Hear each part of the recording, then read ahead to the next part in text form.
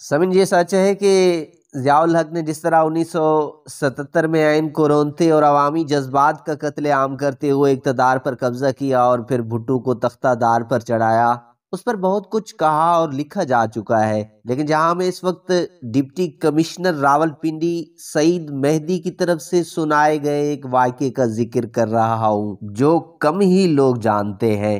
جب بھٹو کو تختہ دار پر چڑھایا گیا تو ان کی اہلیہ نصرت بھٹو اور بیٹی بے نظیر بھٹو کو سہالہ کے ریسٹ ہاؤس میں نظر بند رکھا گیا تھا۔ ماں بیٹی کو بھٹو کی تدفین سے قبل اور فوری بعد کی رسومات میں شرکت کی اجازت نہ دی گئی۔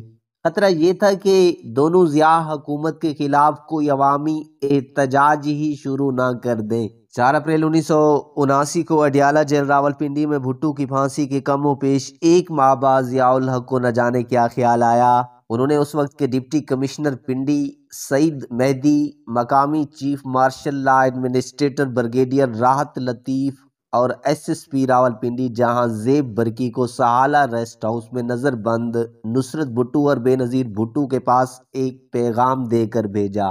تینوں افسران جب سہالہ ریسٹ ہاؤس پہنچے تو نصرت بھٹو نے عدت کے باعث ملاقات سے انکار کر دیا۔ 24 سالہ بے نظیر بھٹو ریسٹ ہاؤس کے ڈرائنگ روم میں آئیں تو وہ باوردی بریگیڈیئر کو دیکھتے ہی مخاطب ہوئی، جنرل تم نے میرے باپ کو مار دیا ہے؟ راحت لطیف بولے میڈم میں جنرل نہیں بریگیڈیئر ہوں۔ بے نظیر نے کہا اوہ تو کیا تمہیں میرے باپ کو مارنے کے انعام میں جنرل کے عہدے پروموٹ نہیں کیا گیا؟ راحت لطیف بولے نہیں میڈم میرا اس معاملے میں کوئی تعلق نہیں، جب آپ باہر آئیں گی تو آپ کو حقیقت کا خود پتہ چل جائے گا۔ بے نظیر نے راحت لطیف سے مزید گفتگو سے گریز کیا اور ان کے جواب کو نظر انداز کرتے ہوئے پولیس وردی میں ملبوس ایس پی پنڈی جہاں زیب برقی سے مخاطب ہوئیں اور بولی آپ کا کیا تعارف ہے؟ برقی بولے میڈم میرا نام جہاں زیب برقی ہے اور میں ایس پی راولپنڈی ہوں۔ بے نظیر نے اس کا نام سنتے ہی غصے سے کہا آپ وہی ہیں نا جس نے میرے والد کو کمرہ عدالت سے کھینچ کر نکالا تھا؟ برقی بولے جی میڈم مجھے چیف جسٹس کا حکم تھا۔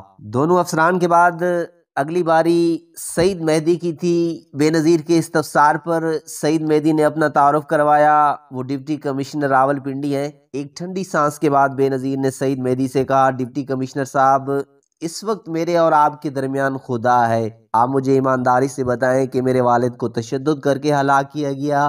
بھٹو کے حوالے سے ان دنوں یہ بات مشہور تھی کہ انہیں فوجی حکومت نے پھانسی نہیں دی بلکہ تشدد کے ذریعے ہلاک کیا ہے۔ متجسس بے نظیر کا سوال سن کر سعید مہدی بولے میڈم آپ کے والد کو پھانسی دی گئی ہے۔ بے نظیر یہ سنتے ہی شاید یقین اور عدم یقین کی کیفیت کا شکار ہو گئی۔ مہدی بولے میڈم حکومت آپ کو بھٹو صاحب کی آخری رسومات میں شرکت کے لیے لڑکانہ بھیجنا چاہتی ہے۔ صدر مملکت نے اس مقصد کے لیے اپنا طیارہ دینے کی پیشکش بھی کی ہے۔ بے نظیر بولی وہ طیارہ ضیاء الحق کا نہیں میرے والد کا ہے جو انہیں شاہ فیصل نے تحفے میں دیا ہے۔ بے نظیر نے کہا کہ وہ کہیں نہیں جا رہی۔ یہ کہہ کر بے نظیر رخصت ہونے لگیں تو سعید مہدی کے دل میں نہ جانے کیا آئی کہ انہوں نے بے نظیر سے کہا کہ بھٹو ایک عظیم رہنما تھے، ان کی وفات پر انہیں خود اور پوری قوم کو بڑا دکھ ہوا۔ مہدی نے کہا کہ وہ بھٹو کی تعزیت کرنا چاہتے ہیں۔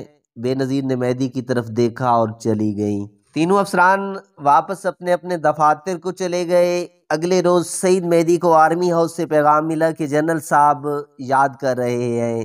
تھوڑی دیر میں سعید مہدی جنرل ضیاء کے سامنے بیٹھے تھے۔ ضیاء الحق بولے مجھے آپ نصرت بھٹو اور بے نظیر کے ساتھ ملاقات کا احوال سنائیں۔ ڈپٹی کمشنر راولپنڈی نے ملاقات کی ساری کہانی سنا دی، تاہم اس میں بھٹو کی وفات پر اظہار کیے گئے جذبات کا ذکر نہ کیا۔ ضیاء الحق نے سعید مہدی کی بات سنی اور کہا کہ آپ نے مجھے ساری کہانی بیان کر دی ہے؟ مہدی بولے سر میں نے اپنی یادداشت کے مطابق ساری کہانی بیان کر دی ہے۔ اس پر ضیاء الحق نے ایک ٹیپ میز پر رکھی اور پلے کا بٹن دبا دیا۔ کمرے میں ٹیپ سے سعید مہدی کی بھٹو کے بارے میں کہے گئے الفاظ کی آواز گونجی اور ساتھ ہی ضیاء الحق بولے کیا یہ آپ کی آواز ہے؟ سعید مہدی پریشان ہوئے اور بولے جی سر میں ایک بیٹی کو دیکھ کر جذبات سے مغلوب ہو گیا تھا۔ سر آپ بھی تو جذباتی ہیں، آپ بھی تو انہیں جذبات کے پیش نظر اپنا طیارہ دے رہے تھے۔ ضیاء الحق نے سعید مہدی کی طرف دیکھا اور کہا آپ جائیے لیکن آئندہ اپنے سرکاری کام کی انجام دہی میں کبھی جذباتی نہ ہوں۔ ناظرین اس تاریخی کہانی کے بارے میں ایک کمنٹ ضرور دیجیے گا۔